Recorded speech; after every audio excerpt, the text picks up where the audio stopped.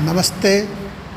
कोविड-19 महामारी से बचाव के लिए हमेशा मास्क लगा कर रखें, अनावश्यक बाहर न घूमें। धन्यवाद। रीतिकाल का नामकरण एवं रीतिकाल की विविध धाराएं लेकर प्रस्तुत हूँ। रीतिकाल के नामकरण को लेकर विद्वानों में पर्याप्त मतभेद रहा है।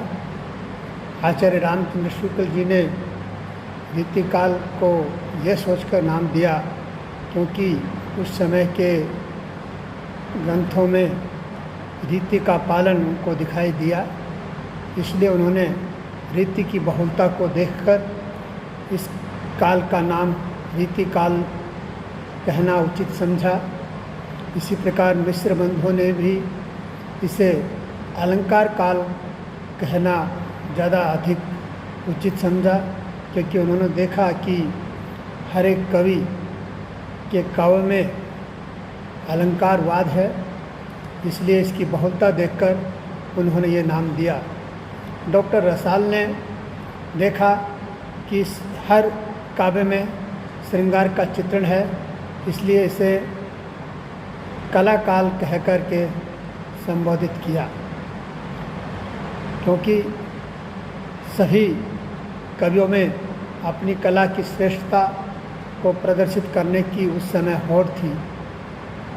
इसी प्रकार डॉक्टर विश्वनाथ प्रसाद मिश्र ने इसे श्रृंगार काल कहना उचित समझा और उन्होंने अपनी बात के समर्थन में यह तर्क दिया कि उस समय के जितने भी काव्य ग्रंथ हैं सबका वर्ण विषय श्रृंगार ही है।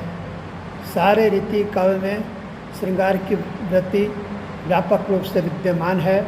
वस्तुतः इस युग में नायिका भेद, षड ऋतु वर्णन, शब्द शक्ति, अलंकार आदि का व्यापक चित्रण मिलता है। व्यापक प्रवृत्तियों के आधार पर इस काल को श्रृंगार काल कहना समीचीन प्रतीत होता है। आचार्य विश्वनाथ प्रसाद मिश्र के शब्दों में इस युग के कवियों में से किसी ने श्रृंगार के लिए अलंकारों की माला बनाई, किसी ने पिंगल का प्रस्तार किया, किसी ने सीधे नायक नायिका भेद, नख सिख, षड ऋतु, बारहमासा के बने बनाए सांचे ले लिए। अभिप्राय यह है कि इस युग में अलंकार की ही प्रमुखता हर क्षेत्र में रही। भूषण जैसे वीर रस के कवि भी इस प्रभाव से मुक्त नहीं रह पाए।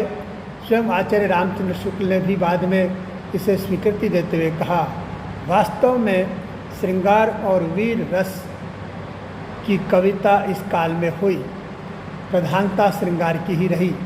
इससे इस काल को रस के विचार से कोई श्रृंगार काल कहे तो कह सकता है।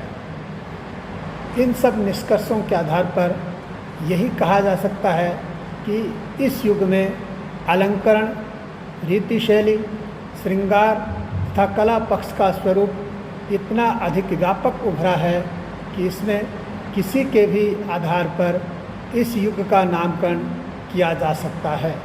हिंदी साहित्य में आचार्य रामचंद्र शुक्ल जी द्वारा चर्चित रीतिकाल ही नाम अधिक प्रचलित रहा है, क्योंकि वस्तुतः शुक्ल जी ने रीति को एक प्रकार न मानकर एक दृष्टिकोण माना है और इसी के रीतिकाल नाम की सार्थकता भी असंदिग्ध प्रतीत होती है।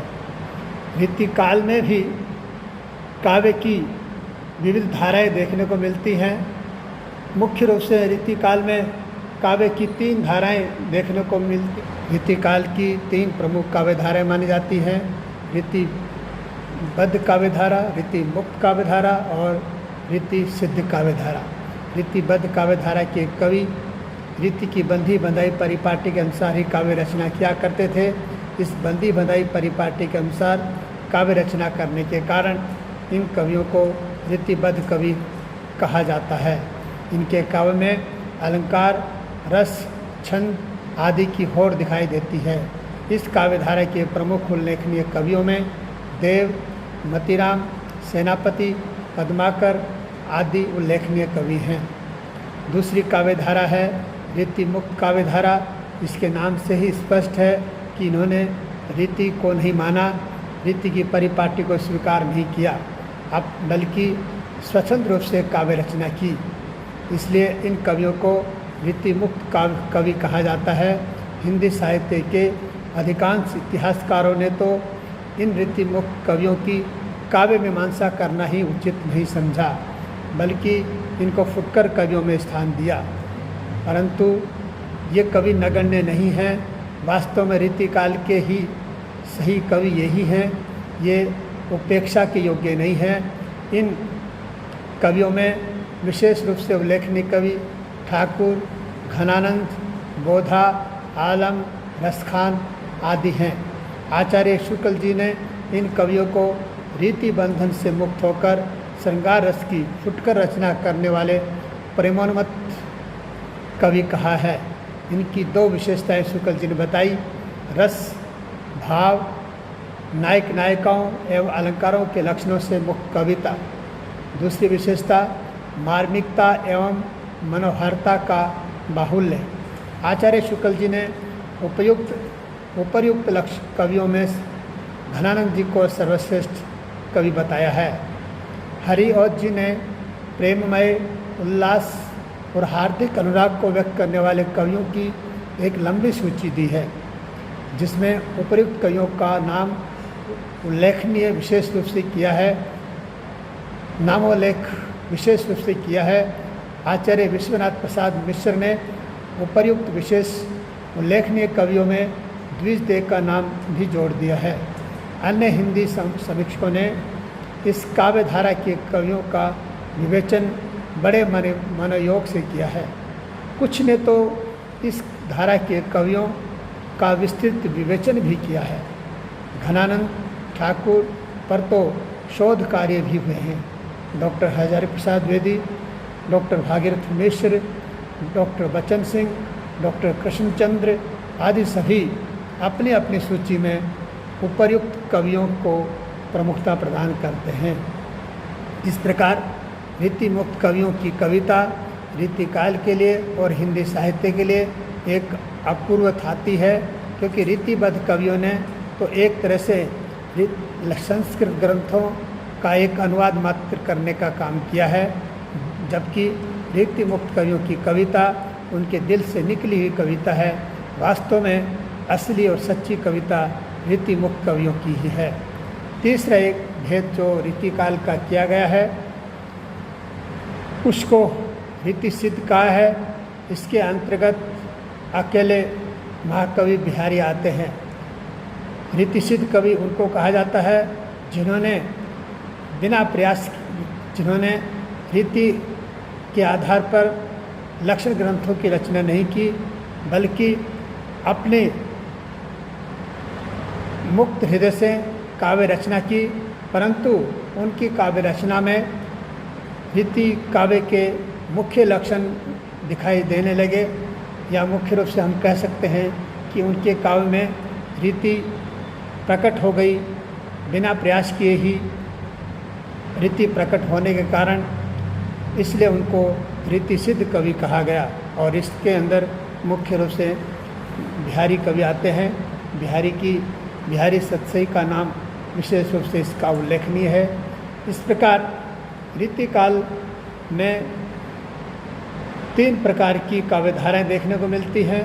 तीनों ही काव्यधाराओं का विशेष महत्व है। असल में रीतिकाल की कविता ही एक असली कविता है, क्योंकि इसमें कला सर्वोत्तम शिखर पर पहुंची है और अधिकांश समालोचकों ने रीतिकाल के काव्य की भूरी भूरी प्रशंसा की है। यद्यपि इसमें श्रृंगार रस की अधिकता होने के कारण इस काव्य में भोग विलास की प्रवृत्तियाँ ज़्यादा विद्यमान हैं, फिर भी विशुद्ध रूप से कला के रूप में साहित्य को इन्होंने स्वीकारा है। इसलिए हम श्लीलता और अश्लीलता से ऊपर उठकर अगर ये कहें कि रीतिकाल का जो काव्य है वास्तव में ही सच्चा काव्य है और कविता एक कला है, और एक कला के रूप में जो कविता है वो बीते काल के काव्य में एक उदाहरण बनकर के प्रस्तुत हुई है। इसी के साथ आज की मैं अपनी बात में यही समाप्त करता हूँ। आप सभी को धन्यवाद।